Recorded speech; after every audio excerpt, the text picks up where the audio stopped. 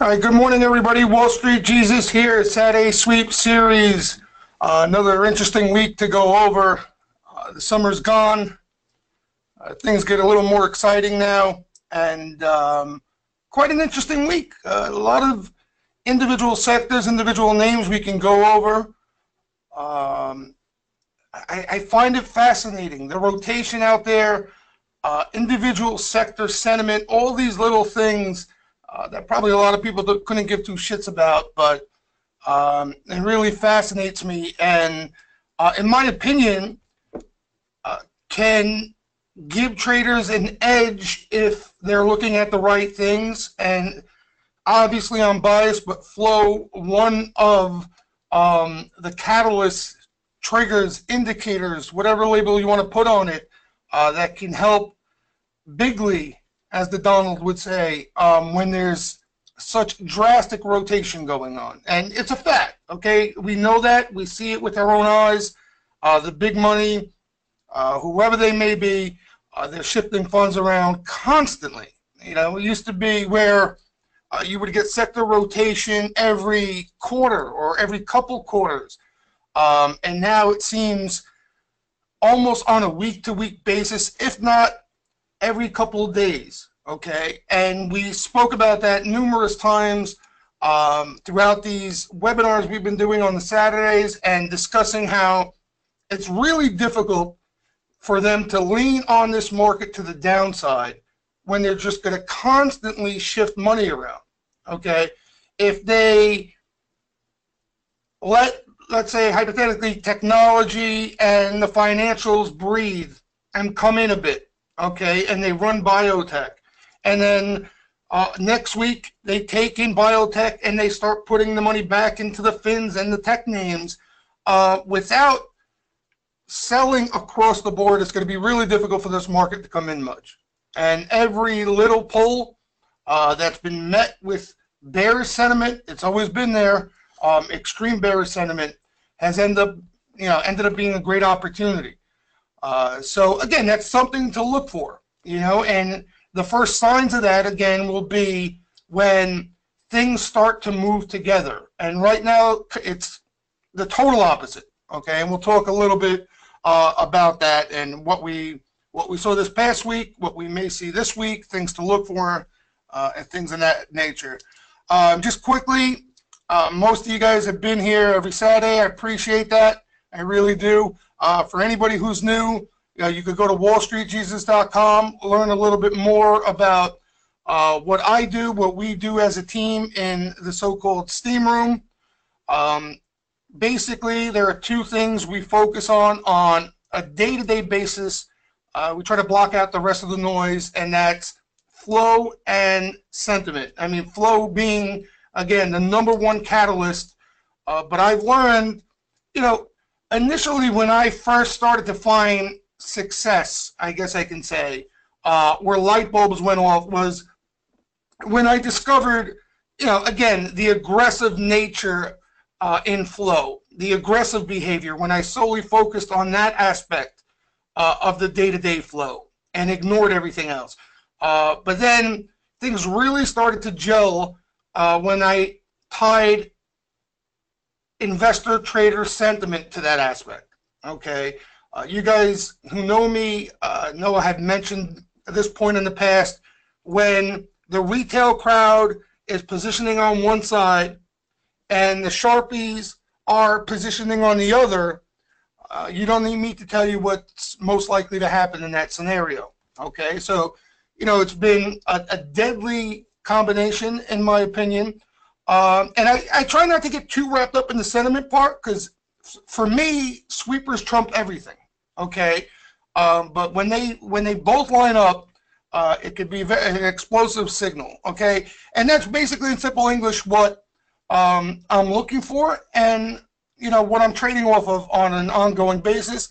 I share my experience, the commentary, the analysis on in real time on a action-to-action, trade-by-trade basis in the Steamroom.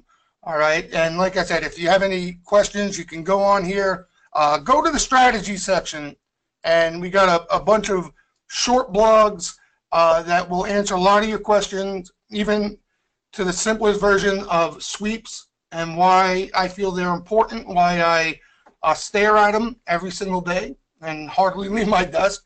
And again, how I use this information, how I've seen traders trade off this information successfully, stuff like that. All right, so just go to wallstreetjesus.com. You'll find everything there, as well as some of the premium packages we offer. We offer basically one premium package that you will get everything. That's this here, 50% off the first month is the promotion we got going for the Saturday Sweep Series. You get access to this room, these alerts, these channels. You get to talk and see how traders are trading off the flow. And more importantly, in my opinion, what's been the cherry on top is the live feed. Because it's, and you know, I've been on Twitter a while. It's not easy to really get your point across, especially me. I can't stand typing, for crying out loud. But with the video feed and the live audio throughout the day, and I'm on there all day long, you know, we're discussing in real time all the action that comes in and sharing my opinion, what's more suited for a day trade, a swing trade, what's really aggressive activity and is definitely worthy of a trade, what may not be worthy of a trade. So all that stuff, and again, it's all on the live feed there. So that's the big thing in the Steam Room. You also will get private Twitter. So if you're on the go, private Twitter basically is all the flow that goes into the room. Okay, it's automated. It goes directly there. And you know, some open interest stuff, some sentiment stuff. I post pre and post market. You get that included in the premium package. All right. If you're looking to just test the waters, get a feel for just the flow, see if it's for you, see if it's even worth looking at, we offer private Twitter. We've spun it off into its own entity now. So basically, you can try out. It's sort of like a trial basis, or you know, a lot of experienced traders who really don't want to hear my commentary and just want the flow. They can have access to just private Twitter. We made it a more affordable version of $60 a month, and you get access to just that. Okay, but again, the Steam Room, not only is it the live video, but the traders' ongoing discussion. You got Lucci in there trading actively. Obviously, he's an aggressive trader of options. All right, and a lot of traders in there are interested in what he's doing on a day-to-day basis. So there's a lot of good things there. And we offer 50% off the first month if you want to give that a tryout. Okay, wallstreetjesus.com. If you have any questions, you can hit me up, Lucci up, or any of the guys, and we'll help you out. All right, let's get to the market here. And like I said, for me, the most interesting aspect of what's going on currently is that rotation. All right, and it really is incredible because you'll have, like, we saw the biotechs. We were talking last Saturday how the biotechs, even the Saturday prior to that. So we're going on like 3 weeks now, at least 3 weeks, where the quality of the sweeper activity, okay, the quality of the flow that I follow on a day-to-day basis was in biotech. All right, we spoke about the Puma, if you guys remember, the sharp call spreads, the big pharma names, okay, Gilead, for crying out loud. I can't believe the flow that has gone into that thing. Even small ones like FOLD, ABEO. So across the board, there's been some quality buying in biotech land. Okay, and what I mean by quality is a lot of times you'll see what I like to call spec flow. In other words, cheap, speculative, out of the money crap that, you know, traders like to roll the dice, and that's fine. You know, it's not to say you can't make money on that stuff, or the player that's placing those bets, those speculative bets, can't make money. They can, but you really want to focus on the quality action. Okay, when the big boys like to lay wood, as I like to call it, meaning put some big money behind some realistic bets. Okay, and that's my definition. You hear me use the word sharp. That's what I mean by sharp. a clean-cut bet that there really is hardly any doubt in my mind what that trader is trying to achieve by placing those orders. Okay, and it's usually not just one order. There's more flow around it that confirms that. Okay, and just elaborate on that a little bit.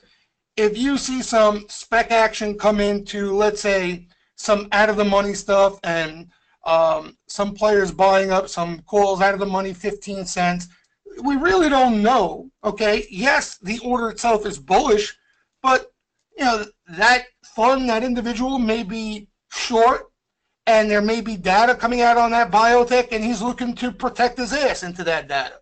Okay, so ultimately that really isn't as bullish as if he was just to get behind a company and make a bet on the company via leverage, via the options market.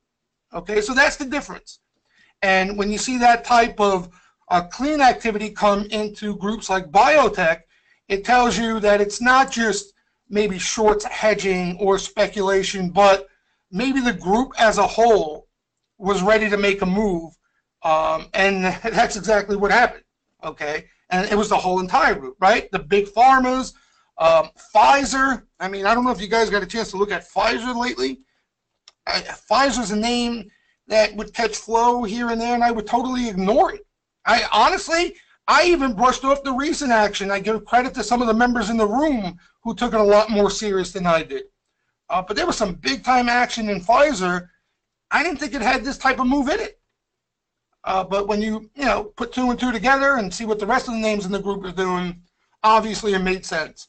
ABBV, which has been an absolute monster, finally had a red day Friday.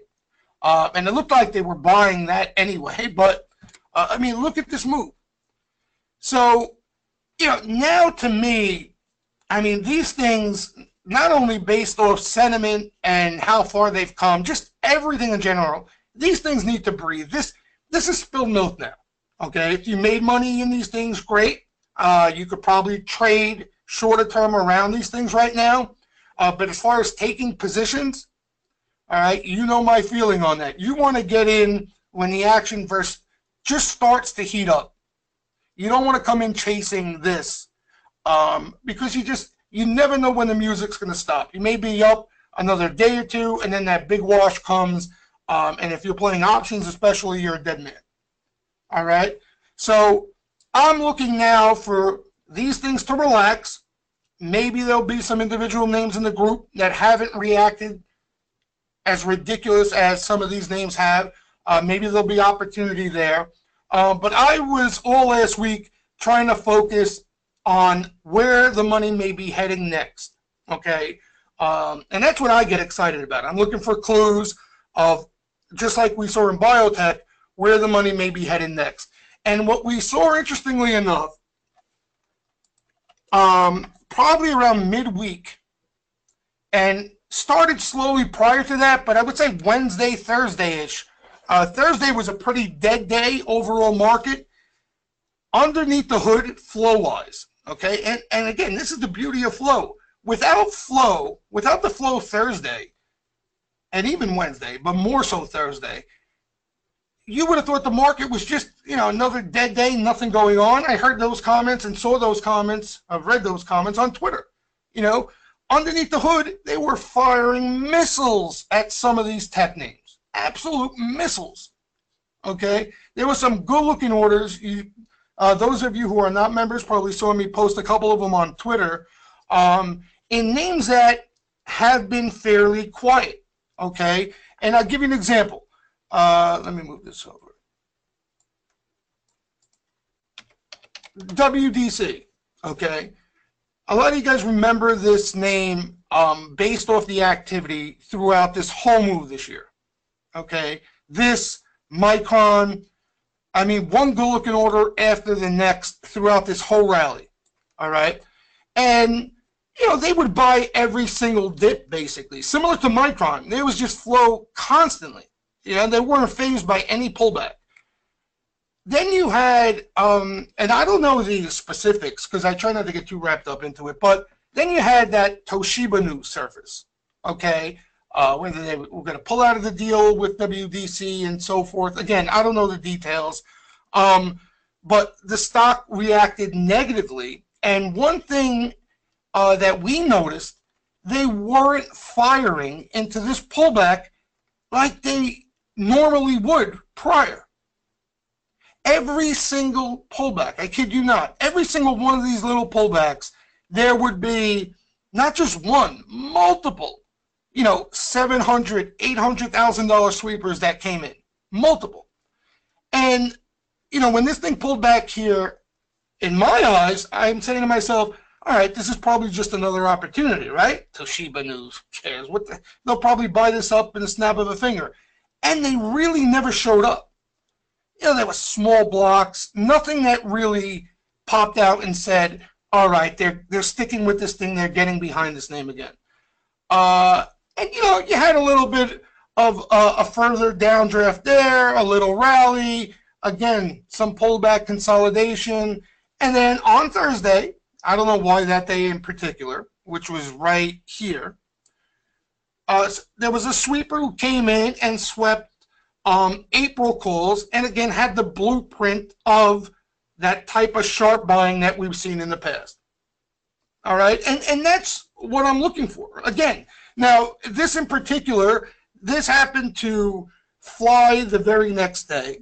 So even though being, let's say, April of next year, you could have made some money off those and taken some risk off the very next day, but sometimes they don't react as quick. Okay, but that's the type of activity you want to look for, and you see the difference, right? Like ABBV, you don't want to come up here and look for buying, and there's always going to be call activity when you see a move like this. Because you heard me say they come in, whatever they buy here, they roll up, right, and roll out, roll up and roll out. So it looks like there's a lot more buying coming in, but in reality, they're just pressing with their profits, okay? Whereas the initial activity in a WDC that comes in after some decent consolidation, that's the starting point, okay? And hopefully you can see the difference there, because you guys hear me say that a lot of times, and I get a lot of questions. Initial activity. What do you mean by that exactly? And that's that's pretty much what I mean. As simple as that. Where the first batch of good-looking action comes in. All right, ABBV, as opposed to WDC, this is not the first batch of action coming in, right? We've seen action throughout this whole move. The ABBV action started down here. All right, and again, like the Puma, what's that Puma symbol? There it is. All right, same thing with like the Puma. Okay, you guys remember that call spread and so forth. Like if Puma was to catch action up here, granted, maybe a nice bet, and there's a little consolidation. Maybe they could, push higher from there, but it's just not the same as that initial Puma bet that came off that consolidation, right? That was the first bet. So that's what we started to see. We've seen it in Avgo. Now here's a good example too, because this is a perfect example of where people get confused. Avgo, all right. Avgo, that wasn't the first bet we saw on Thursday. And by the way, if you don't know what I'm talking about, Avgo caught a December missile, again, and some smaller activity around it. I think it was for next week, and October's caught it on this day. All right. So now Avgo, that wasn't the first bet that we saw in this little consolidation, but it's at the same level where they've been buying. Okay, what I mean by that, I don't know if I got the timing right. When was earnings in this Avgo when it sold off? Here? I think it was here, okay? Either here or here, one or the other. The day they reported and the stock was weak, if you guys remember, there were two huge buyers, November and December's. I don't know if you guys remember that, but two huge buyers into that weakness on earnings, okay? So, had a little tradable rally, then back down, tradable rally, back down. And again, you could see at pretty much the same levels, another December missile is telling you that this is the level they feel comfortable at. Okay, there's some time behind the bet. In my eyes, that's a terrific thing. You know, you're rarely going to see that type of action. You're not going to see that in weeklies. You're rarely going to see that in front month stuff. All right, it's all going to come with time behind it. And if you're a swing trader, you should be looking to use that to your advantage. You may not need the time, right? Both these names you could have probably traded depending on what you're looking for. You know, you could have taken on some risk and let some ride the next day. But the time comes in handy, especially if you're looking to catch a bigger move. Okay? If you want to trim a little bit and let this thing run, you need time.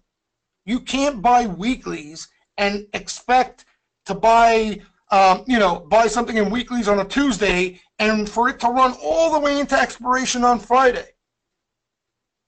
Okay, one little pullback, you're done. Between the time decay, each and every day in weeklies, you're getting hit over the head. So as soon as that thing stops pushing higher, you're going to lose a lot of value in those things. So if you're interested in letting winners run, as far as swing trading is concerned, the best thing you can do. Options have a lot of disadvantages. They're really difficult. It's really difficult to make money in options consistently. I'll be the first to admit it. But one thing you have to use to your advantage if you're swing trading is utilize time. Don't be afraid to pay for time. If it means taking a smaller position, so be it. Stop worrying about how much money you're going to make and worry about making money first. But getting back to the point of the type of action we're seeing in the semi space this past week, we've seen a lot of quality action with time. Xilinx, another one. Again, you probably heard me mention there was some shorter dated stuff, cheaper stuff, but then there was a good-looking December bet. Some big money behind the December bet there. And lo and behold, it's a semi. Okay, and again, look at the move. You get this move. You have December's. You can't look at it as I didn't need time. That's a bonus for you that you got this move and you didn't need all that time. Other semi names, TSEM. This has been repeat activity. This has been a hot name. So my point being, we're seeing action. We started seeing action last week come back into tech. Okay, and here's the interesting part. Right now, as a whole, okay, based on the stuff I look at, the put the call, sentiment stuff, retail put the call, all those things I look at. Overall, they lean to the bullish side as far as trader sentiment. In other words, traders lean bullish. Okay, we want them to lean bearish, and at bearish extremes, that would be a solid entry for us. So we're looking at it in a contrarian manner. Okay, so traders overall are bullish. Okay, and that's expected. You look at where the market has come, where we are, we're at highs, S&P 2500, blah, blah, blah. But interestingly enough, there's a couple other spots, but one spot that you would think would be extremely bullish sentiment-wise is pretty much neutral now. And that's after moving it, Friday. And that's tech.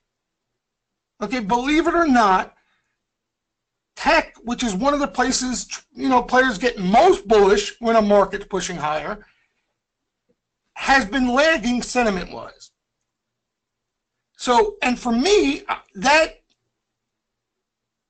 in my eyes, looks as, as an opportunity. And what I mean by that is, if you see any selling in tech, in the week ahead, and the flow is still there, I think that is the one opportunity in this market where you can see that nice upside, as opposed to, again, some of the overheated stuff out there. Another sector, again, and you're probably scratching your head here saying, wow, you look at every sector sentiment-wise, and honestly, I've never done this as much as I do it now, only because it's so relevant now. And I don't remember the market ever being so, every sector marches to the beat of its own drum. It's incredible.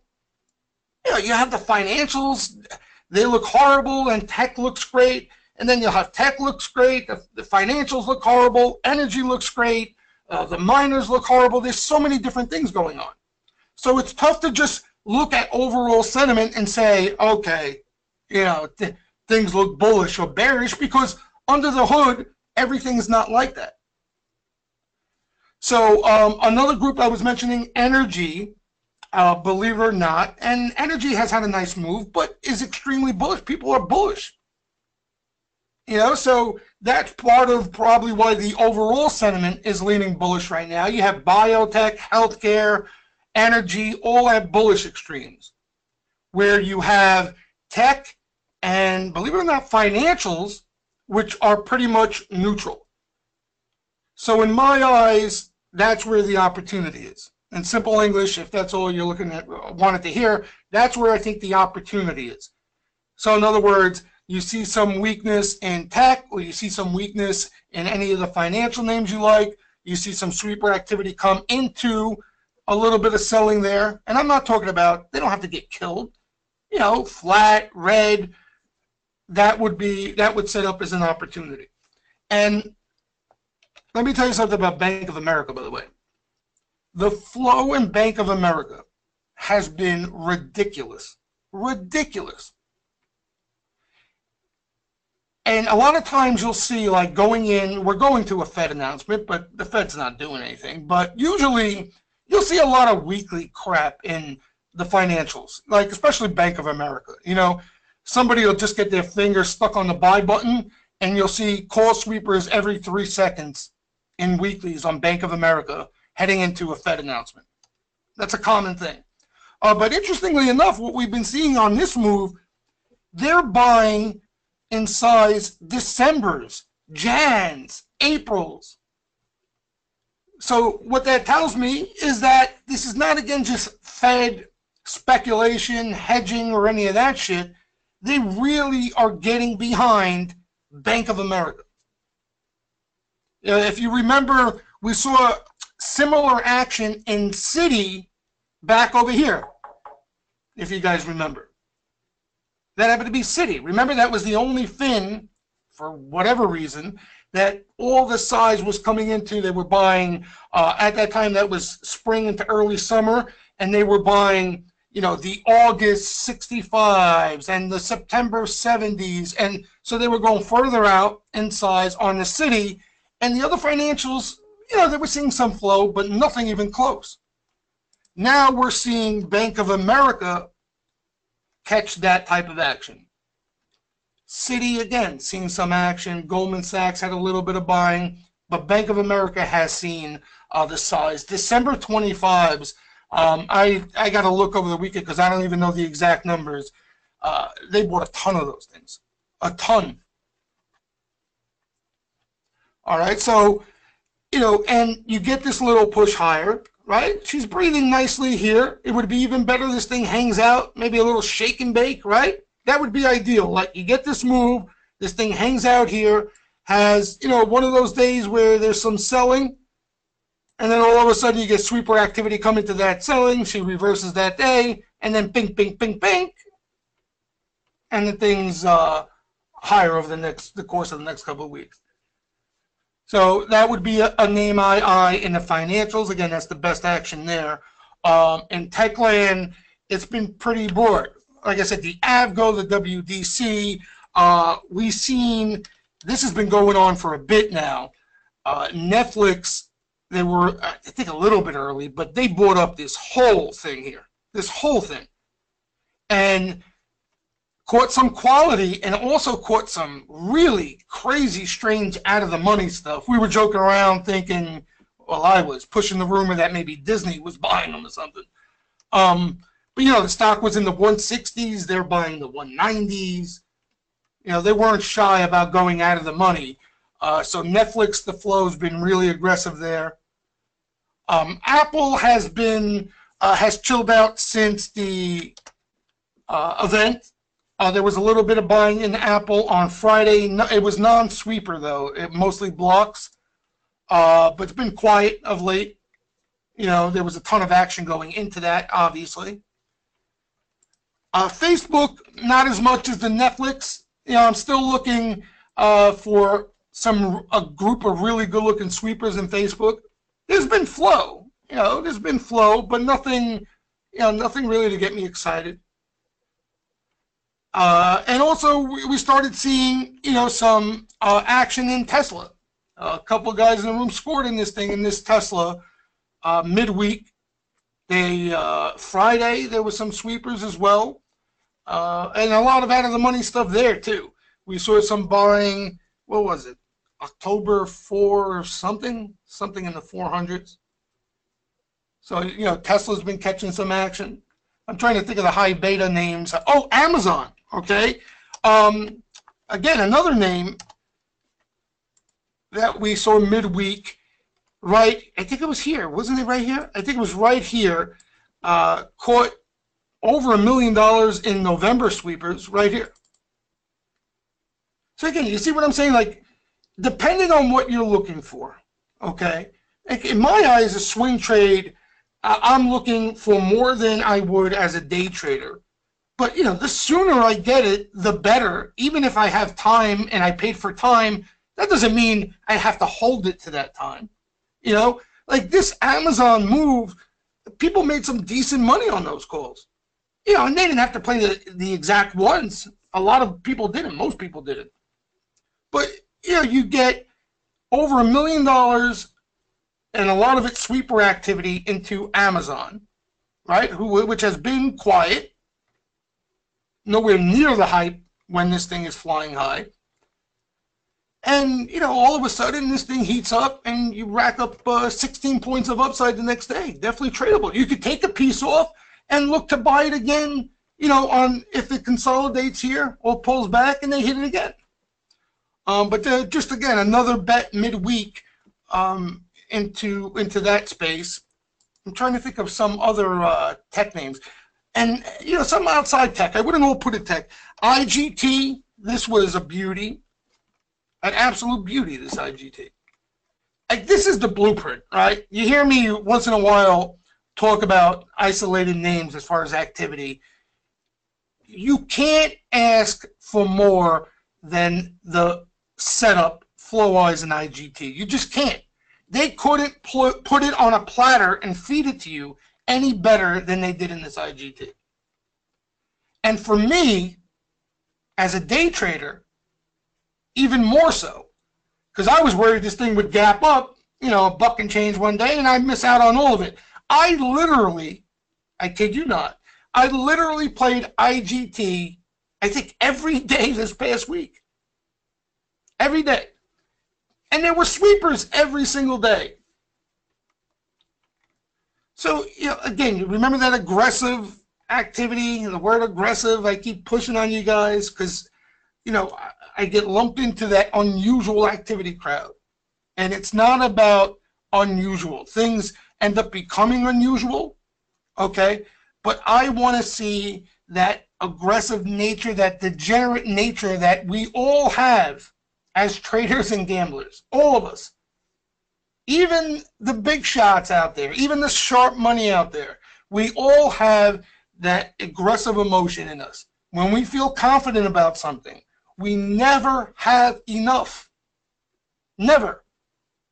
To the point even where it may raise eyebrows with the SEC, they never have enough. You know, and that's what we saw in the IGT. You know, the one day there was like 10 times normal volume of sweeper activity.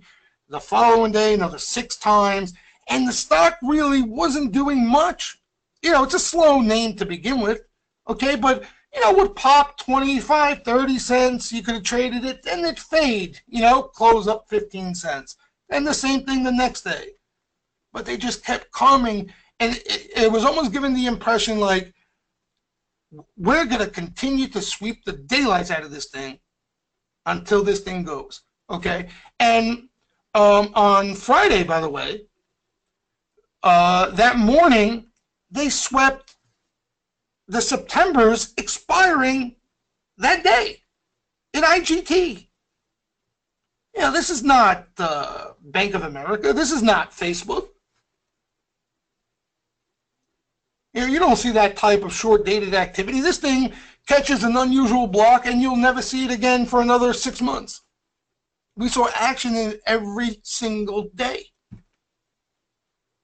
And I give credit. There were a couple of guys in the room who were actually eyeing this name already. And that's where I tell you guys, that's where I think a lot of traders find success with this stuff. When there's a game plan, there's an idea of what you're looking for before it comes, you know, rather than reacting on the fly. Because the flow allows you to put pieces of a puzzle together. You know, there was a name, SGMS, which caught activity last week as well. Okay, some people played this too. This thing had ridiculous sweeper activity. Forever, this whole entire way up, non-stop action, scientific games, non-stop action. And we kept saying, they keep buying this thing up, right? They buy, they roll up, they roll out, huge size. They just did it again recently, huge size. You know, what are they chasing here? And then you just had this explosion. You know, and I bring it up because, again, gambling. How fitting. Yeah, so this caught action in the group as well with the IGT last week. The IGT, the better action. Yeah, we're seeing some subsectors seeing some play as well. I'll give you a group that's been on fire that, again, I'd be the first to admit it, I kind of ignored. What I mean by ignored was, I wasn't, you can see how I get jumped up on the action, right? Certain action gets me really excited. And, you know, we were seeing these names in the auto parts and auto supplies. Yeah, and again, a couple people in the room, you know, saw that as a huge opportunity. Me, you know, I'm not that bright. But those things have been on fire, on absolute fire. I forget some of the symbols. I mean, there's a good handful of symbols that have just exploded. One in particular, $100 stock, had a huge gap up last week. As far as fresh buying, they bought this 10, which I never heard of. Maybe you guys know it. This caught some unusual sweeper activity. This name never catches activity. You know, so that's been a really hot group, you know, auto parts. So the benefits to flow. A lot of, now, granted, maybe you can't trade these names, right? Maybe it's just not part of your regimen. Maybe it's not part of your strategy. Maybe you're just focused on, you know, some of the bigger names, whether it's equity or options.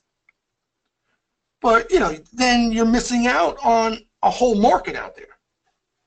You know, and if you're an equities player, there's no reason why you can't play these names. You know what I mean? There's no reason. Another one, and by the way, on the option side, what I hugely recommend, if you're going to play the options in these things, just put in what you're willing to lose. Again, stop worrying about the size and how much money you're going to make. Okay? If you say to yourself, I was going to put a stop loss of $2,500 on this anyway, then just put $2,500 into those calls. Yes, not as big as you would want to be. You're not going to make as much money as you would like if the thing works, okay? But you can play more of them, and you don't have to worry about stopping yourself out. I see people getting stopped out. Here's one you would have got stopped out on. Well, not for a loss, but just basically because it didn't do much, okay? This caught activity, CSOD. Never, ever, ever catch a sweeper activity, okay? And I'll show you. Hold on one second here. Oh, I can't when I do that. Hold on. I just want to show you.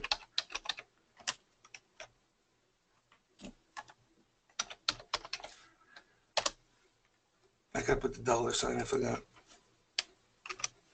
Oh, it's on there? Here it is, here it is. Okay, so here was the action in CSOD. I actually day traded it.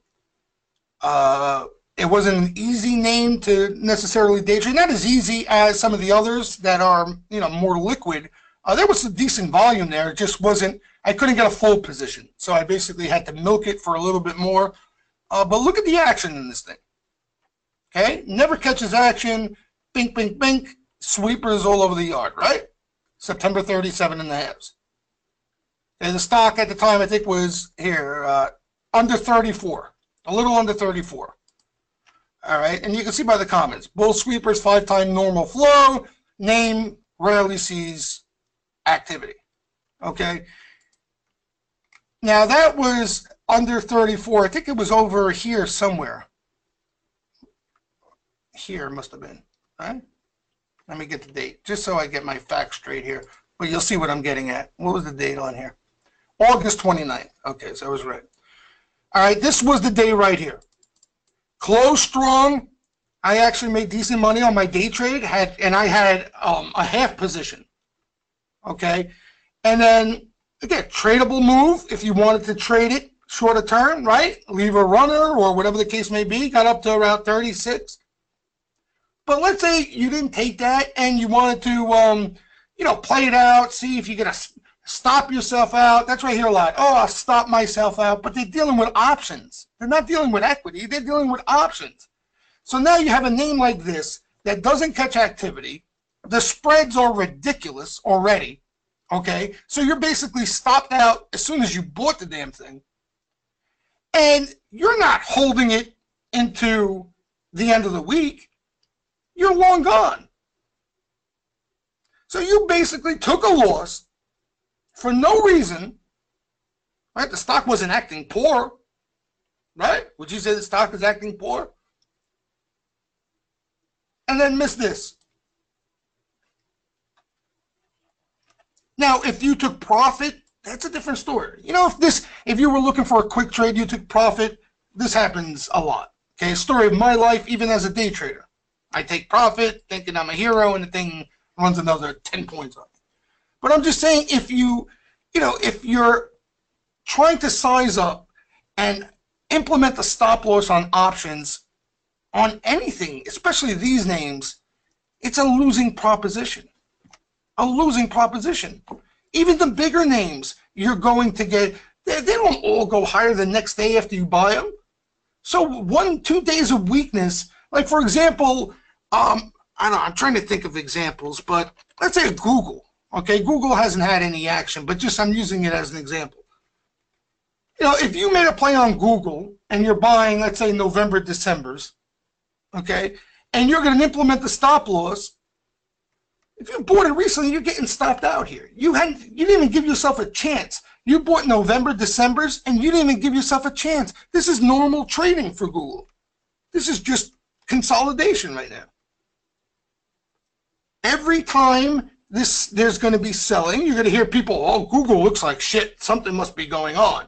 And then when it snaps back, oh, Google looking good. Going for the breakout. And then they get run over again, right? That's just the normal part of being in consolidation, normal consolidation. But on options, if you're going to stop yourself out, you get every single trade you do, you're going to be stopped out on. What's the point of paying for time? So it's added stress. It's added stress. If you're finding you're having a rough time with that approach, don't continue to do it. Size down and put in what you're willing to lose. And you don't have to stress yourself out. Implement a money management, risk management strategy with that approach. You know, because it doesn't, especially off flow, these things don't have to go higher the next day for them to work out. That's not the point in all this, especially if you're swing trading. If you have that approach, you should be day trading. All right, so before that rant, let me get back to the action. Because I see a lot of it. I see it so many times. You know what I mean? You know where I see it? Another one, Snap. Snap has looked terrific to me. I mean, it's Snap, for Christ's sake. It's the most hated stock on the planet right now. So the way to play Snap is the opposite way that you probably see everybody playing it right now. When Snap sells, and by the way, this past week there was a great trade in Snap, if you can believe that. Snap had this move here, okay? And Snap caught flow throughout this move. Again, I sound like a broken record, but you always hear me push it, right? Do not chase this move. Wait for it to come in, let it breathe, whether it's sideways or it comes in a bit, and then when you see them come in to support that weakness or consolidation, that will offer up an entry for a trade. All right, and that's what we've been seeing. We've seen Snap sweepers come in. They came in before the iPhone event, and they swept the living daylights out of September's that expired that week into weakness. The stock was red and looked like garbage. Okay, that was a trade, an opportunity for a trade there. You're buying the Snap into weakness, right? If you're playing the weeklies, you're not looking to hold it into Friday expiration right at the ding dong. You're looking for a quick trade. Lo and behold, that day, I day traded it. A lot of us did. Snap went from red to green. The calls, which I didn't play, I played the equity, the calls were up more than 150%. I think maybe even more than that. But for the players that were looking for more over the extreme short term, they gave it all back and probably lost money, right? So if you're looking for more than that, look to buy weakness, go out in time. Again, you may not need all of it, but you need time if you're looking to catch a bigger move than just a trade and Snap. She's rallied. This is a decent move here. From 11 to 15, almost 16. But, just an example, again, of, how as a trader you can screw up even some fantastic opportunities. There were traders who made money in Snap. I'm sure there's traders who lost money in Snap. Same flow, same exact thing. But, Snap, I mean, my opinion, there's better stuff than Snap out there right now, period. It still looks good, but there's better stuff than that out there, period. All right, so before I get into, I'll take some names from you guys, or any trading questions, any flow questions you may have, anything at all. And don't get the wrong impression. I'm not trying to make this game out to be easy. Okay, guys, I don't even trade options. That's how difficult the option game is. All right, so I'm not going to sit here and try to tell you or try to make it sound, I apologize if I do, that this is easy stuff. Options are hard, are a difficult game to master, man. I don't know a lot of players that make money trading options, that find a lot of consistency. You really have to be selective. You really have to be disciplined. You really have to stick to a money management, risk management style. You really do. Okay, it's possible. By no means am I going to tell you it's not possible.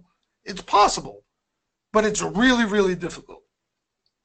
All right, and if you're more comfortable trading equities, if that's what you've been trading, okay, your whole entire trading career, or even if you're new, I don't recommend you come in just trading options and expect to make money right off the bat. You're getting in the most difficult thing out there as far as this market's concerned. We used to joke around, when I was a broker, we used to joke around, we call it crystal ball trading. That's option trading, right?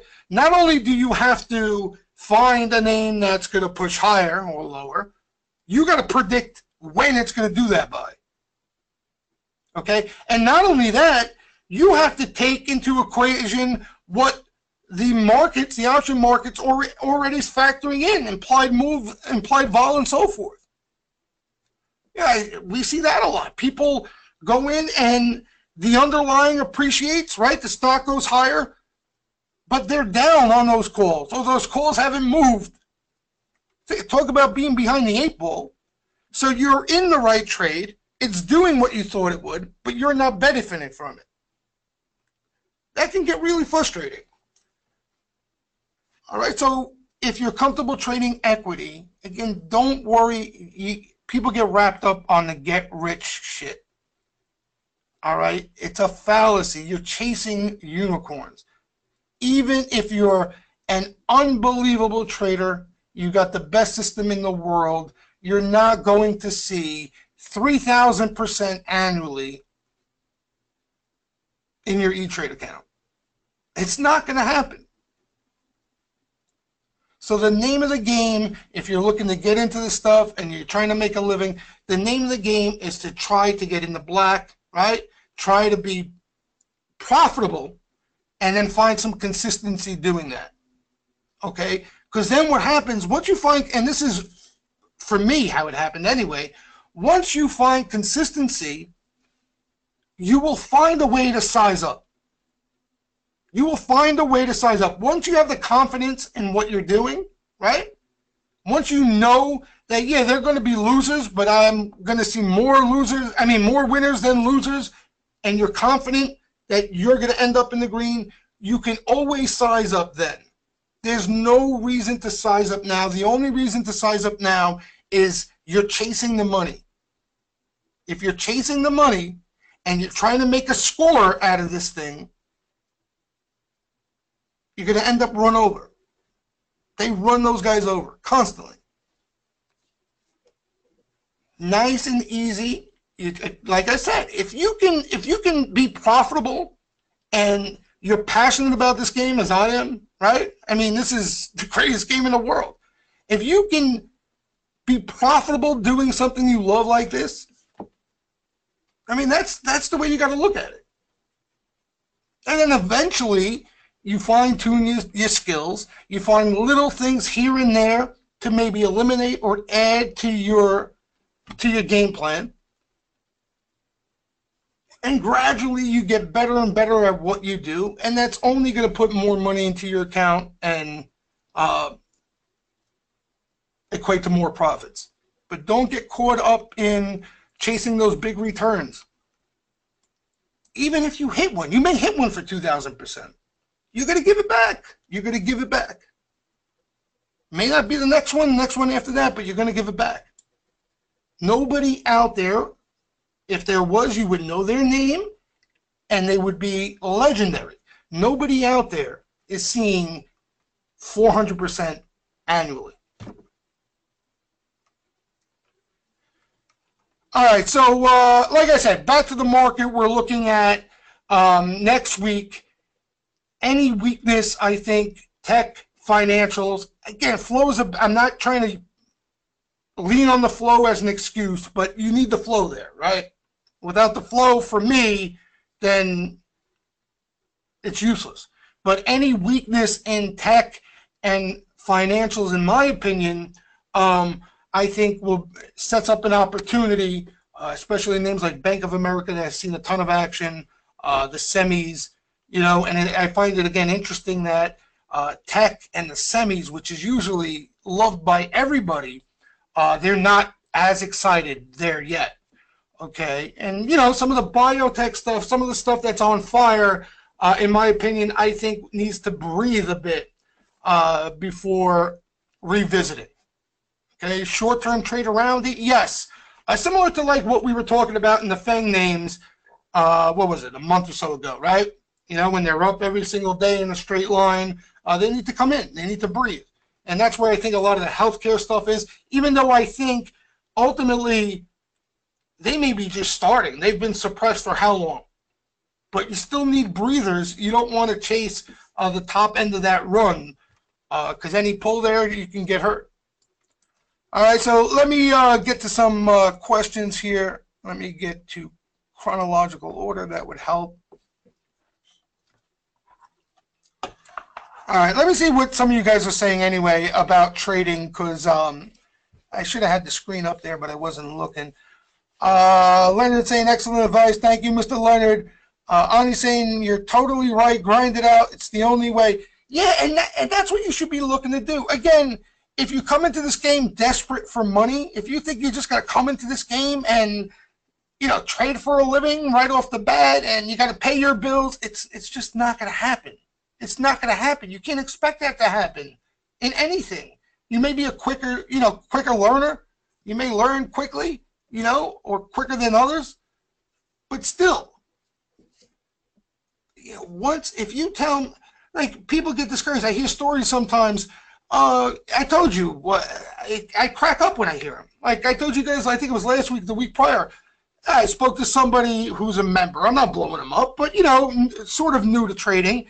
And they're like, yeah, you know, I said, how'd you do this month? You know, not bad. I was up 300%. But, you know, now I closed up the month up 60%. Like he was down and out about it. You know? I said, wait, up 60% you closed the month? Yeah, you know, 60% I finished it. I said, what, you act like you just got destroyed or something. Well, I was up 350%. What do you think? It's just going to pile on from there? What are you going to be up 20,000% at the end of the year, you nut job? I mean, you found a way to close out the month of 60%. You should be proud of yourself. That's a nice hit. You know? That's a solid month. All right, so some of the names out there. NVIDIA has been ridiculous. You know, what do you want me to tell you about NVIDIA? It's been ridiculous. You know, Friday was ridiculous. There was buying. There's been buying. NVIDIA's bullish. And again, Friday, what the hell they were playing? Friday morning, they were playing September's expiring Friday, obviously. They played the 175s. They tripled. They rolled up to the 177 and a halves. Then they rolled out to some stuff next week. You know, here it's no man's land. You know, and again, you know, this, going back to my point, this was a little breather here, right? This was a nice little breather in NVIDIA. So, you know, you're not going to weigh it as you would weigh initial activity down at lower levels, but, you know, if you're looking for a trade and you get this sort of choppy breather here, and you see some action come into preferably even a day of weakness, which we've seen several times, and maybe you get lucky and you're in for this, because it's luck most of the time, you know? Sometimes my luck, and probably a lot of you feel the same way, you sell right here at the top, right here, right? And you're like, oh man, what a trader I am. I sold right at the top. Look at that. I can even buy it back if I want to, but I'm not going to. And then you get this the next day. That's what the market will do for you. But yeah, NVIDIA bullish, you know, now, in my opinion, gone. You know, again, guys, I'm different than maybe a lot. I used to be that way, but I'm different, especially now more than ever, than a lot of other guys you may hear talk about stocks. I don't like to chase breakouts. I like to anticipate the breakout, if that makes sense. Does that make sense? So in other words, where flow provides an edge for me is if sweepers are buying the consolidation, that's telling me that there's a higher probability of a breakout of that consolidation. So any buying into this, I feel I don't have an edge.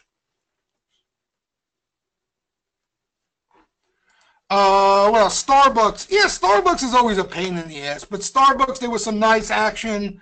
What was that, midweek? I think it was, Leonard. But yeah, really nice action in Starbucks. If you guys remember, Starbucks around earnings always catches activity. When she doesn't have earnings, it's worthy of a trade. I try not to get any more excited than that in Starbucks because she's a tricky name, you know, especially of late. But yeah, Starbucks had some nice activity. The best looking activity in Starbucks, in my opinion, was that April buyer, that April sweeper. Caught some Octobers, caught some Septembers, caught a lot of action. But the April sweep, that was a good looking order. That was a really good looking order.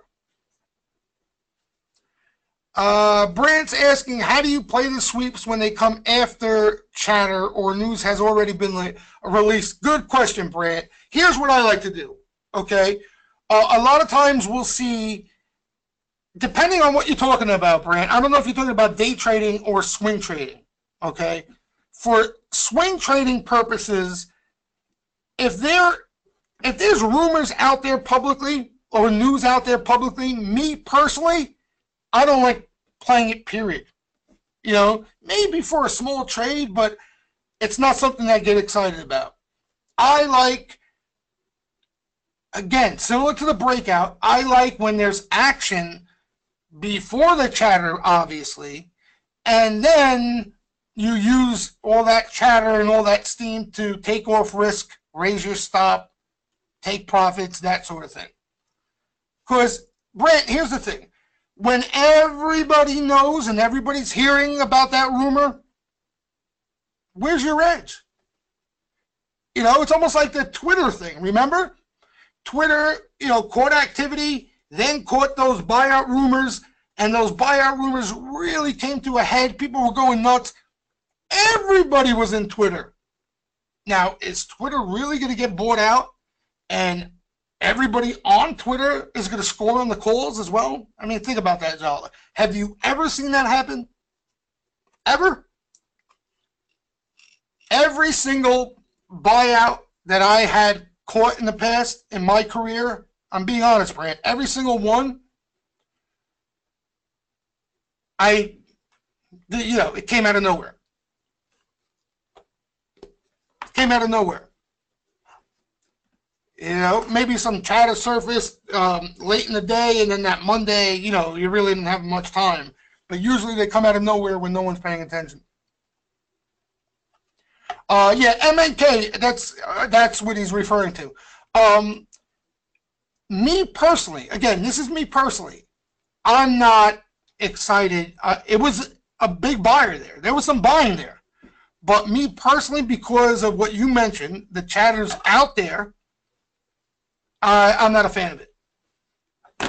Okay?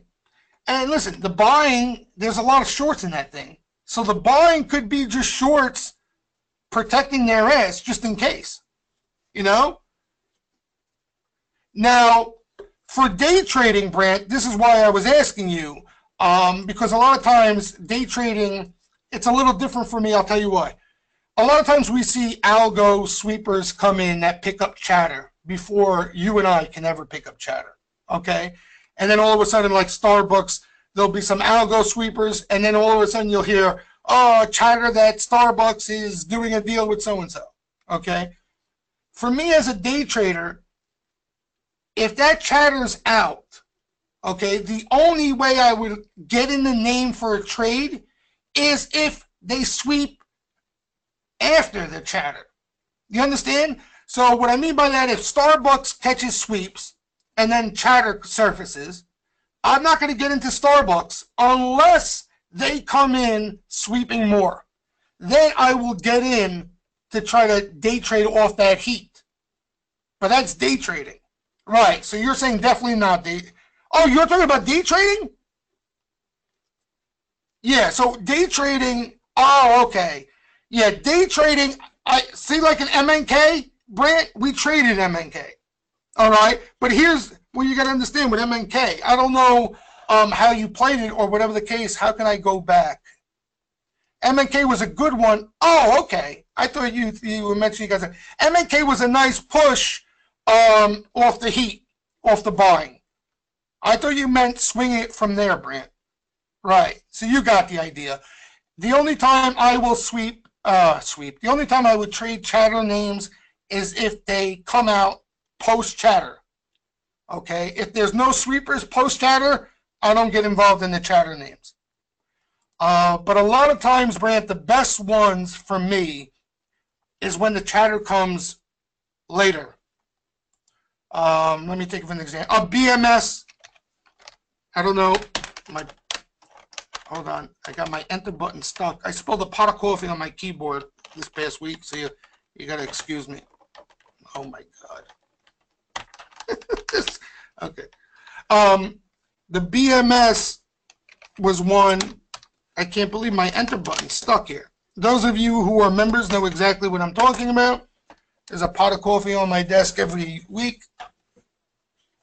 All right, there it is, the BMS. I don't know if I could go back, but BMS, what happened was there were sweepers a couple days prior, okay, and then sweepers came back 2 days later that morning, allowed you to get in the trade, and then the chatter came. But that is what I'm referring to. In other words, now, Brant, me personally, again, some people have a different feeling. I would not touch this BMS anymore. You understand what I'm saying? So I wanted to get in here, sell that, and after that, now that the rumors are out there, I wouldn't fool around with it. But again, it backfires, that philosophy. COL, I was saying the same thing. It actually continued to push higher. You know, COL caught the action. There were rumors, went higher. But then again, you know, it went higher from there. But me personally, I'm not a big fan of buying up there post-chatter. What else we got here? NVIDIA we spoke about. Anybody else got any interesting in GDX? I can't believe I didn't bring it up. Shit. See what I mean? I get tied up in talking all the other stuff. I didn't talk about Friday's action. Let me pull that up because it was definitely interesting. Where's the best way to do this? The easiest way. Let me see.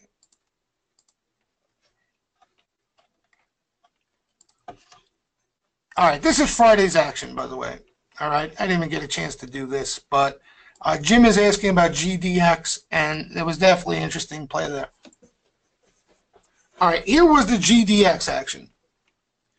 October 26, okay, calls. They were cheap, but they swept the living daylights out of them. So somebody out there wanted some gold miner exposure going, you know, through the October expiration. Now, you know, they're cheap, it's GDX, blah, blah, blah, you're iffy and all that stuff. You know, I'm never crazy about that action. This was the kicker for me, honestly, was this. Nugget. When those sweepers tailed the GDX action, for me, if you were eyeing GDX, okay, if you like the gold miners, and you did the right thing, you didn't want to chase this move, right? You got the pull, and you just caught the action you wanted to see into that pull. So, I mean, that's what you're looking for out of these things. If you don't like the GDX, or you don't like the miners here, you don't have to play it. All right? It's an ETF. So, but if you were eyeing the miners for an entry, and you would utilize the flow as confirmation of that entry, and for that entry, this was the spot. Off a pull, was a little bit red, right? I don't think it bounced a little bit after they bought, but not much. Let me see. Yeah, they came into this wash. So you had a little bit of a push and then just, you know, floated lower after that. All right, but like I said, the GDX action was one thing, and there was a lot of action. The nugget sweepers really is the nice cherry on top. Because to me, when they play those degenerate leveraged ETFs on these things, they feel good about the trade. Doesn't mean it always works out. They're ETFs, but it tells you that they feel good about the trade. Okay, what are some signs if you wanted to wait and, you know, see or give it time? You don't want to chase that order. Wait, you can wait and see if they come back again. You know, if this GDX come early next week is chopping around or lower, you know, and they come and hit it again, that's even a better sign. So there's a couple ways you can play this because it's an ETF. They are October, so you got a little bit of time. But like I said, this is exactly what you would look for after a move like this. You don't want to chase this because eventually this is coming. You wait for this to come, and then as soon as you see them heat up, that's where you want to start looking for an entry if you were eyeing the miners. So yeah, definitely legitimate action there. If that's what you were wondering, definitely legitimate action there. Alcoa, this has been a hot name. The only thing with this bet, this is November's. They really hit this Alcoa hard. Remember, Jim, I think you were talking about it. We were talking about this Alcoa action. There's been real nice action in this Alcoa. Yeah, it's looked amazing. Strong name. This might be replacing some of the Septembers. They bought a decent amount of Septembers. So this November order might replace that. It's not initial activity, but, you know, decent sweep. Look at that. Almost 800 grand there. Swept multiple exchanges, November 44s. And like I said, stock is strong as hell. Strong as hell. Dynergy, these are December's. That caught some heat before the bell Friday, DYN. This is what the daily looks like on the Dynergy. Really slow name. I don't know if you guys ever played this thing. It's considered a utility, I guess, right? Yeah. So really slow, but again, not chasing this because ultimately, you know, this is coming at some point. It did. Found the bottom, and they came in late Friday.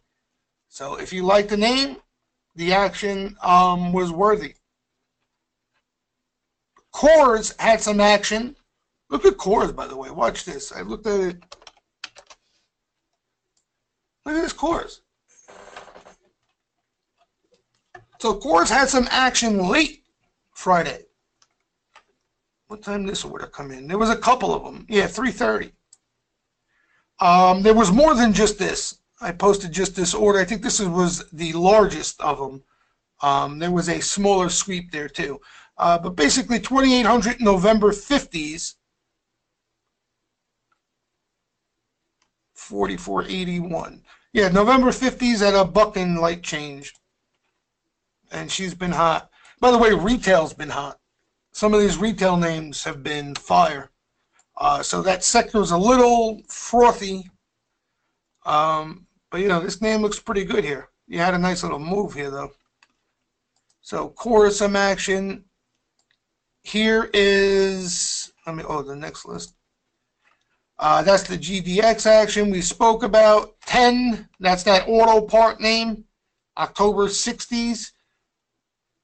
Again, unusual activity in that 10. This is what the 10 looks like. I'm trying to think of the other names.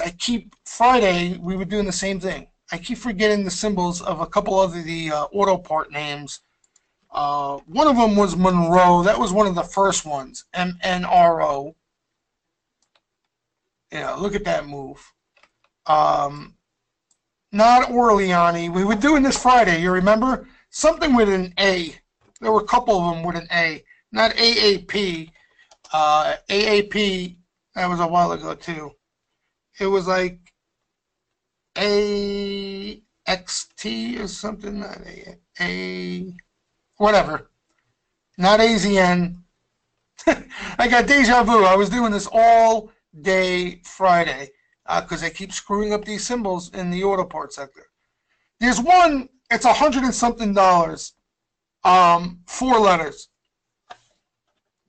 It just gapped up huge. It was like AN.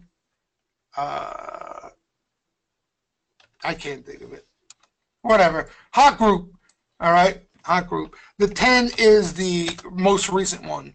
What's this 10 look like? Let me see longer term. This is the weekly.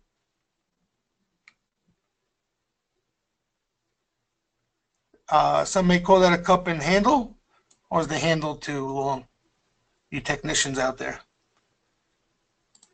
That's the daily. Looking to come out of the downtrend. So that's that. What else? There was another name on here. What am I missing here? I think that's it, right? Did I go through them all? GDX. Yeah, that's it. All right, that was Friday's action. I'm glad Jim brought up the GDX because that was significant action as well. And like I said, the high beta stuff, I know you guys are interested in the FANG. Netflix has had the best flow. I'm a big Netflix fan, day trading wise. I love it when the action gets hot. I missed an opportunity Friday. There was a really small sweep, and she had a rip. So, but I didn't play it. But I played it quite a few times throughout this move into red because there's been some decent action. Baba never name just doesn't stop. So, again, this is a little extended here. You want to wait for even at the least these little breathers here, This was a nice little shake and bake here, caught some action. You get a big rip. So that's what you want to wait for out of some of these things. Like I said, the Facebook, there's been flow, nothing really too impressive. Amazon, one of the most recent, caught significant action here. I'm sorry. So, had a little bit of a pullback since then. So even if she hangs around here, you could do one of two things. You could fire just based off this, or you can wait. They hit it again, even a stronger sign. What else? What other names we got? Ani, CL. I told you one. I like CL. There's been there's constant action there. The problem with CL, you got the ongoing chatter. So that's the only thing that annoys me about that. HSY, less so, not as much action, does catch chatter from time to time, but she can move as well. She can definitely move. What other names? What other sectors you guys eyeing? Anything in particular that maybe people aren't looking at? Any under the hood stuff? I'm trying to think. Let me see here. I'm sure I'm forgetting it. It'd be nice if I wrote some of these things down. That would be nice. We spoke about the gaming names. They've been hot. I'm forgetting something. WDC, Avgo. You know what else has been in the hot name? Yeah, Yandanks. We know the story there. I mean, Yandanks. Incredible action. Had the gap up. Then the pull here with earnings. They annihilated November's. They hit September 29th or 22nd strikes. Literally the day before this thing exploded to the upside. And, now just breathing a big move here. But they are, fully loaded in November's. What else was the, Fold. If you remember, we were talking about that last week. Remember Friday before the bell, there was a small sweep. We were hoping there would be a heads up or maybe sweeper activity early that following week. There never was. Sort of bounced around, had a little fade. Friday, there was a Jan risk reversal again.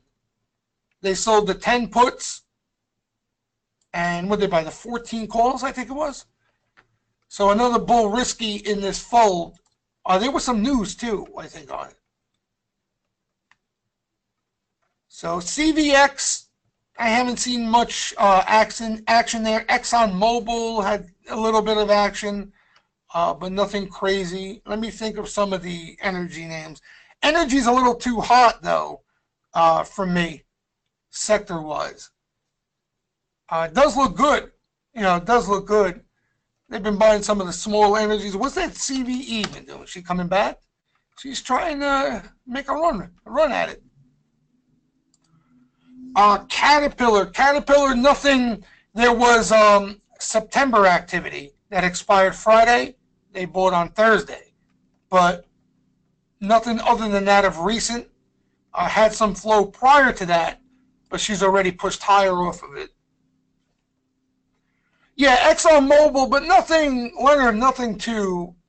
ExxonMobil could catch size. You know which one had a little better action? Schlumberger, Slob. That had a little better action. The same day ExxonMobil caught action. Actually, even caught some buying even cheaper. But ExxonMobil was small for ExxonMobil. Halliburton, a little bit of flow. The RRC, which got a little hot last week. Drifts and drafts. Nothing, no standouts, really. No standouts. What was 4 times last week? Which did you trade? Energy? Oh, SLB. Haven't seen anything hit the board, but is there anything small on SWKS? John, that was one of my favorite names. I love SWKS. Especially off sweeper activity, SWKS is money. Pisses me off that we haven't seen anything. It really does. When they sweep SWKS, she's a lock. I hate to say it, but she is. And it's a shame, too. Usually the Avgo, WDC, SWKS, that's what they usually sweep up. But I don't know why this didn't catch any action. Had a nice day, too. Some of the smaller SEMs like this. Anybody know this TSEM? Anybody trade this TSEM? I know it's a smaller name. It's had nice action, this TSEM. Nice move, too. Really nice move. I'm trying to think of other under-the-radar. DHI, Xavier. DHI Leaps. You got Bill Miller Leaps. They swung a nice hammer in that DHI. Meaning Jan 2019, by the way. So further out stuff. That, Pulte, and what was the other one? The big one? Lennar. They bought leaps on all 3 of them. But DHI had some big ones. Some big ones. As far as notable action, noteworthy action. And let me tell you, that's another thing, too. It's hard, I understand. You don't have to tell me, but, some of that leap action, we ignore it, and you turn on your head 5, 6 months later, you want to talk about scores? Oh, my God. I mean, some of these things, most of you know the Amazon story from a couple years ago. I think, 2015, they loaded up. They opened up the largest position of open interest in Amazon Jan 2017, $300 calls. Loaded up. If you're ever bored, go to Twitter, search, and type in @WallStreetJesus Amazon. Scroll back a bit, and you can't miss it, because we were talking about it every day. And it happened to be Bill Miller, by the way, who was doing it. They opened up the largest open interest, Jan, $300 calls. And look at it now. The leaps, it's hard to trade short term around them, but if that's part of your style, if you're investing out there, I mean, that's basically what it is. Pay attention to those things. You know what caught an interesting leap buyer? Shaq. That was midweek, Wednesday, Thursday. And caught a Feb sweep as well. And this thing has been beaten to crap.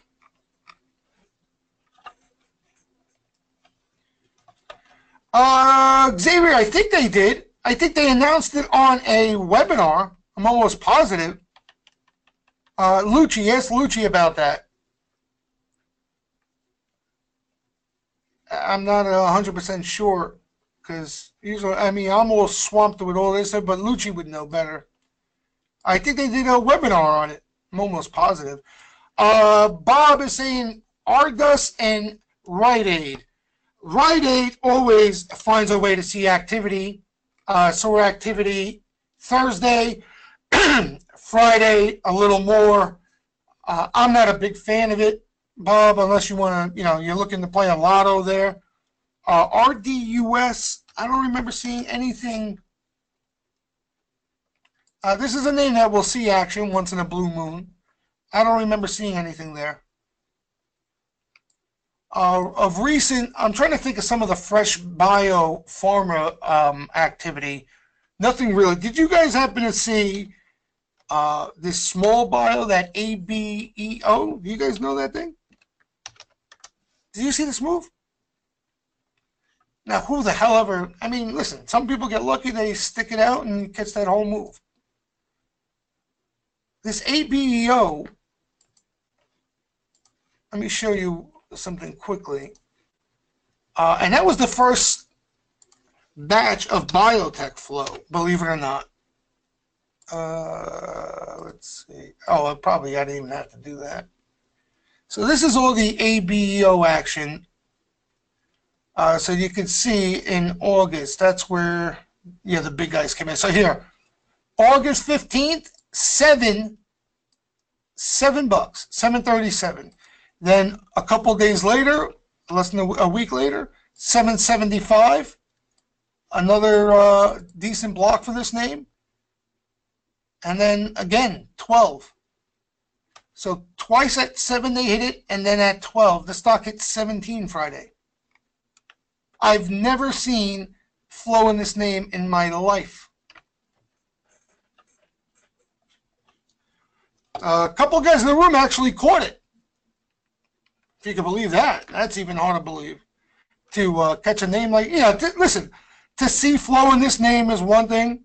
To make a play off it is another, right? That's feasible. But then to stick it out, this whole move, which this was a little easier, really no shakeout there, but 7 to 10, I would have taken that in the snap of a finger. 7 to 13? How about 7 to 17? Yeah, THC has had a lot of flow, but started at the bottom end of this range, continued, and there's been buying within this consolidation. A lot of Jans, I think it was Jans, but there's news out there, aren't they? Like, didn't they looking to sell off a business or?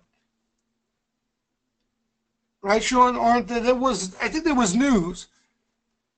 Because I know, actually, just one guy in the room had a trade. They bought, there was some action late into the bell here. Somebody in the room actually made a play on it and sold this. But there's been a lot of Jan action. But like I said, there's news out there already. So, as I mentioned a little earlier, I'm not the biggest fan of that. Qualcomm. There was a couple things in Qualcomm. One, the flow has picked up, yes, of late. Prior to that, there was some decent-sized June buying. They got run over. There was some selling right over that. But yeah, Qualcomm, the flow picked up as late. Qualcomm and what was the other one this week? A big one that caught action. Qualcomm. Not Intel. What was the other one that caught some action? Intel has had action. I'm talking about let me see. What's another chip name? It was Qualcomm and another big one. But they all caught some flow. All these big guys caught some flow. Yeah. Not Avgo. AMD caught flow, but even bigger than that. So it's like Qualcomm. What's another one like Qualcomm? They were talking about it on Fast Money, too. I think they pumped it on Fast Money. Qualcomm and something else. I forgot. AMD had action Friday. AMD had some action Friday, and it wasn't even as aggressive as I thought. I actually traded AMD. I made a little money out of it. But I thought they were going to get a lot more aggressive than maybe Micron I'm thinking of. Maybe Micron. Micron has had a lot of action again, by the way. But I don't know if that's the one I'm thinking of. Nah, it's not Micron, but whatever. Yeah, all of them have had flow, all of them. Look at this Micron rip. You got earnings coming up. Look at this rip. And you guys remember we were talking about this Micron for how long, right? How many disgruntled players were there in this Micron? I was getting on Twitter response after response. Why? This is what they were telling me. Why do you even talk about the Micron flow? It's just a bunch of pre-burn. That's what I got from everybody. Nobody makes money in Micron. They just burn premium. You should have known when it got to a head of that chatter that this rip was coming. But even more importantly, we talk about this a lot, okay, with names like this that catch action repetitive, okay, you can't expect to just buy it anywhere, okay, play weeklies or even just a couple weeks out, a month out, and for it to run like this, and you just happen to be lucky on that sweep that you pick to catch this run. Okay, you can't expect that. So when you have names that catch a ton of activity, here's the box. I've left it there throughout every Saturday sweep series. Okay, that consolidation there, which looks tiny right now, is where the activity really got hot. Okay, you had a monster move with some pullbacks that they tattooed into the pullbacks. So when you get something like this, okay, and you want to buy the weakness, remember we spoke about it? You want to buy the weakness into this if you see action, okay? There's two ways to play it. You either are looking for a trade, okay, right? Remember we went over this? So pullback, sweepers, you get in, you're looking for that quick bounce, that's your trade. If you're looking for more than that, you have to buy time.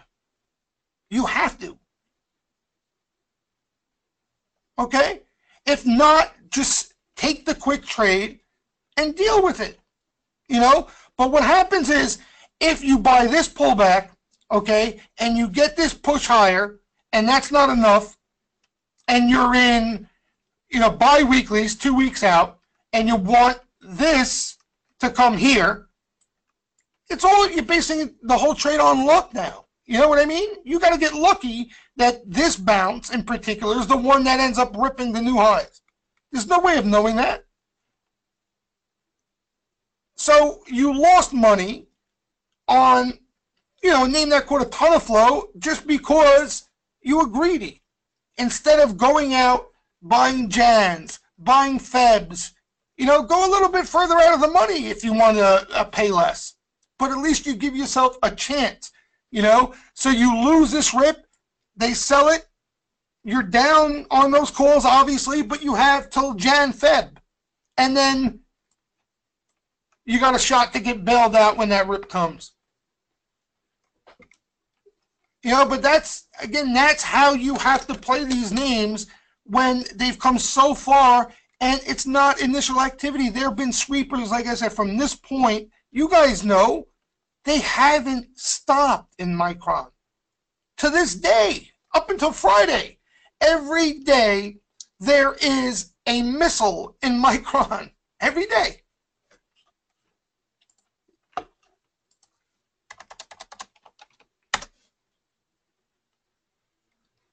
Micron yesterday, this is actually peanuts compared to some of the action. Okay, 9/14, this is September, Micron, Micron, Micron, Micron, Micron, Micron. August, Micron, Micron, Micron, Micron. Never-ending flow in Micron. You know, some of them have scored over the short term, okay?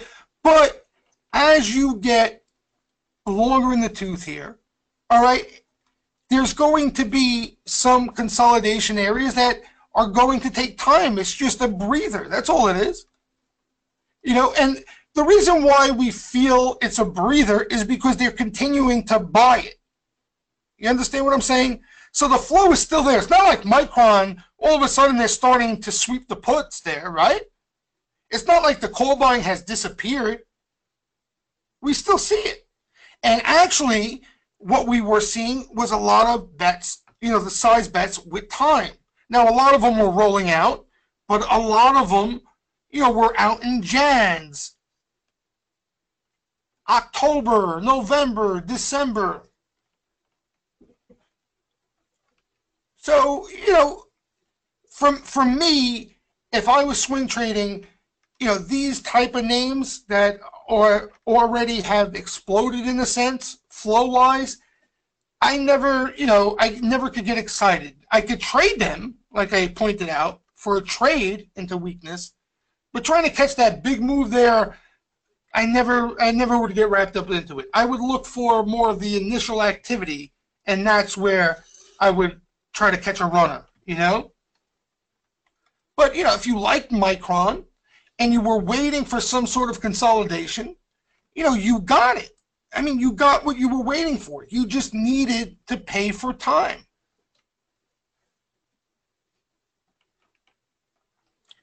Just saying, these days, every day there's a missile in BAC. Last week, the Bank of America flow was astonishing. It really was. It really was. Again, December's, there was even some good-looking April's, Jan's, the December and Jan 25s. The December's caught the most of the action. But yeah, BAC, the flow has looked ridiculous. Sam is saying how to access the option volume tracking software. What do you mean by option volume? You're talking about just what it trades on normally? Like I have some of the free stuff. This TC2000, you can get that. This I have here. I'll show you in the market updates. Hold on here what I have. You're talking about something like this, where it shows you the volume and stuff on the option. This is E-Trade. So, like these are the IGT, these are the October 22 and a halves that they started buying. And you can see the volume here, they started buying. It gives you the chart, nice. Yeah, look at the moves in these things. Look at the move in this thing. Is that what you mean, by the way? I get wrapped up into the chart. I forgot the question. What else? John is saying, I'm an elite player. I was buying the last dip up on all of them, just giving you a reference for all the times you say buy with that. Perfect, John, man. I mean, I love to hear that. All kidding aside, it's not even about the making money part. Even if you were down on it, I would say the same, same thing. Yeah, so it's just, I'm telling you, I'm realizing it more and more because, yeah, I never had a trading room with other traders in it and seeing different styles. Like I said, my whole career, I've been around primarily equity players, okay? Just trading the equity, not even day trading, building positions and names, that sort of thing. And, everything we did was, be patient, give it time. And just with options, everything is every move is scrutinized, every little tick. Like if something ticks down 15 cents, you wouldn't hear some of the comments I hear out of people. Oh my God, it's rolling over. And I'll pull up the symbol and I'll be like, down 20 cents? Is it really? Is my thing wrong? Is it rolling over? And it's options that cloud your brain. Trading options really can screw up your head, trading. Because it seems like every tick matters. And it's just a tough way to trade. It's a tough way to trade. Because every day there's a lot of noise. A lot of noise. And if that bothers you and that stresses you out, there's a solution. It's up to you to take action on it, but there's a solution.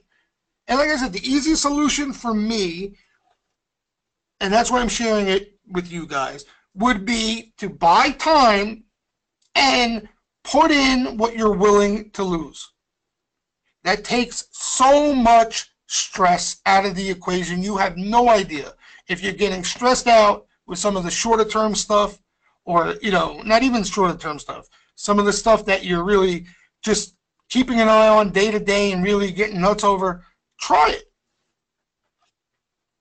You're not going to get rich. You're not going to, you know, you're not going to see 10,000% gains consistently. Sorry.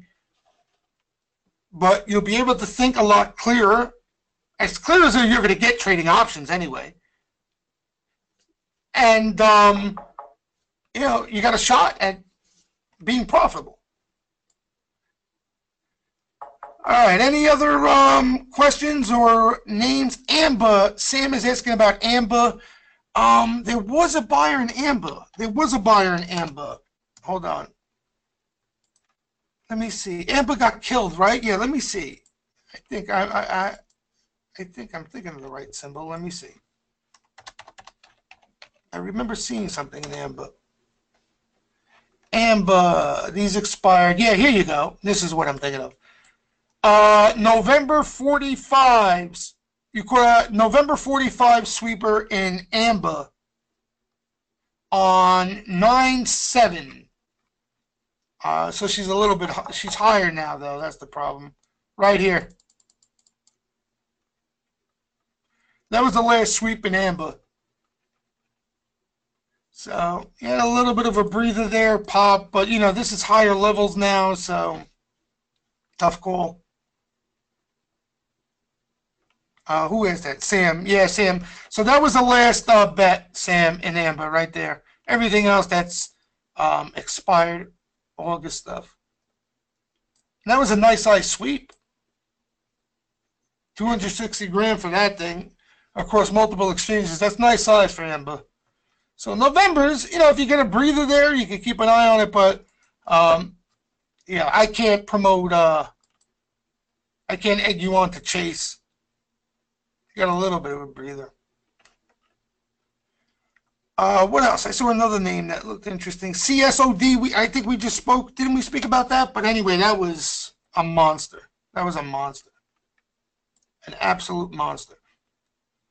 So, and again, if you guys are, a lot of times, if you're new or you're unaware of it, trading equity, all right, trading the stock, this stuff is just as valuable, if not even more so. I kid you not. I wouldn't lie to you. I trade the equity. Whether you're day trading, swing trading, wise guy sweeper flow is just as valuable, if not even more so. All right? And I'll give you one perfect example of it. Okay? This WGO, Winnebago. Okay, I'm just giving you an example on the equity side. It caught, Thursday, it caught some unusual sweeper activity. Okay? October sweeper, which was a decent looking sweep for this name, right? So about a month or so out. And then some small, cheap, speculative September stuff. Now, that expired the next day. All right?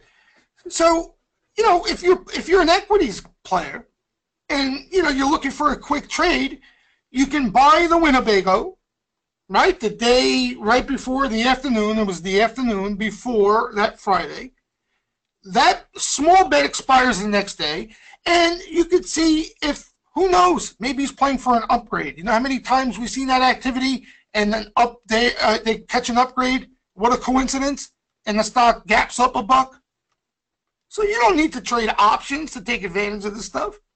It's actually even better because, honestly, the Septembers, I don't know if you would have made any money on it, even though you had an 80-cent move.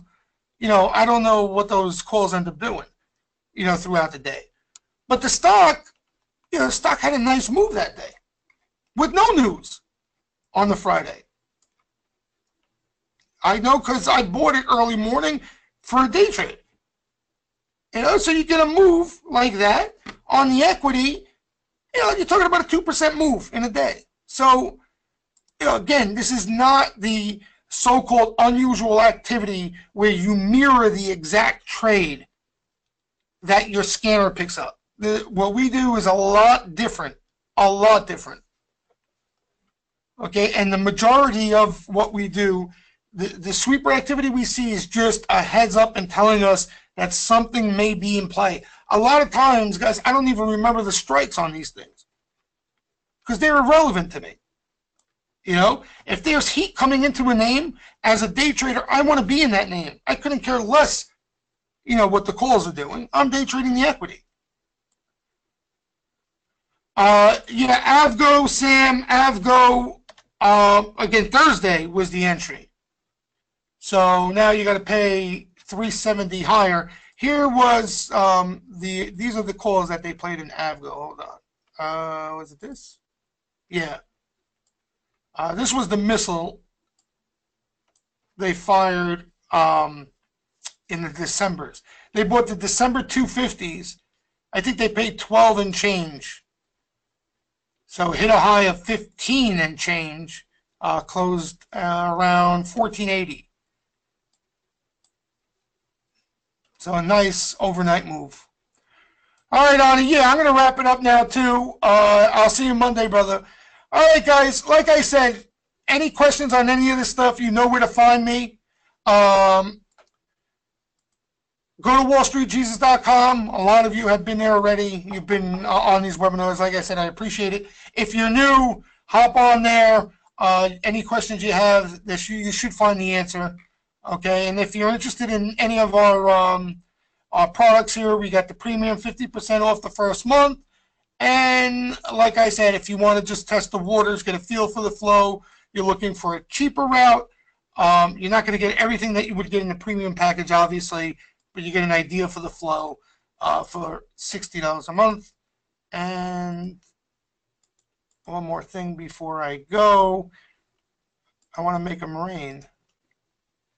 Shall I make it rain? Yes, I shall. Have a nice weekend, everybody. Good luck next week. I'll see you guys next week.